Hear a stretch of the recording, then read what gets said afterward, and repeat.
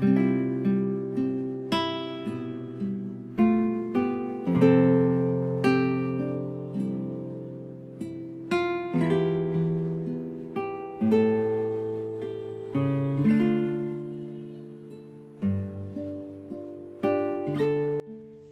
mabuting balita ng Panginoon ayon kay San Marcos. Noong panahong iyon, may mga Pariseo at ilang eskribang galing sa Jerusalem na lumapit kay Jesus. Nakita nila na ang mga ilan sa mga alagad ni Jesus ay kumain ng hindi muna naghugas ng kamay sa paraang naaayon sa turong minana nila. Ang mga Hudyo, lalo na ang mga Pariseo, ay hindi kumakain hanggat hindi nakapaghuhugas ng kamay ayon sa mga turong minana nila sa kanilang mga ninuno. Hindi rin sila kumakain ng anumang galing sa palengke nang hindi muna ito hinuhugasan. At marami pang ibang minanang turo ang kanilang sinusunod, tulad ng tanging paraan ng paghuhugas ng mga inuman, ng mga saro, ng mga sisidlang tanso, at mga higaan. Kaya tinanong si Jesus ng mga Pariseo at mga eskriba, bakit hindi sumusunod ang mga alagad mo sa mga turo ng ating mga ninuno? Kumain sila ng hindi man lamang naghugas ng kamay ayon sa paraang iniutos.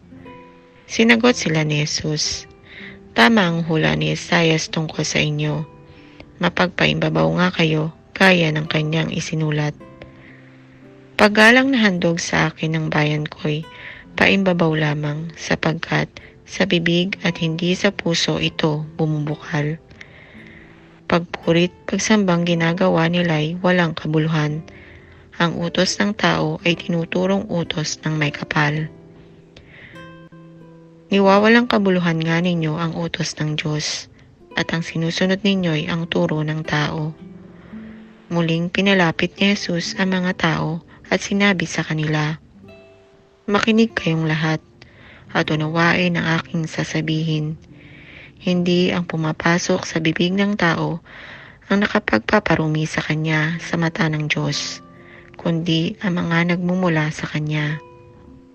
Sapagkat sa loob, sa puso ng tao, nagmumula ang masasamang isipang naguudyok sa kanya na makiapid, magnakaw, pumatay, mangalunya, mag-imbot at gumawa ng lahat ng kabuktutan, tulad ng pandaraya, kahalayan, pagkainggit, paninirang puri, kapalaluan, at kahangalan.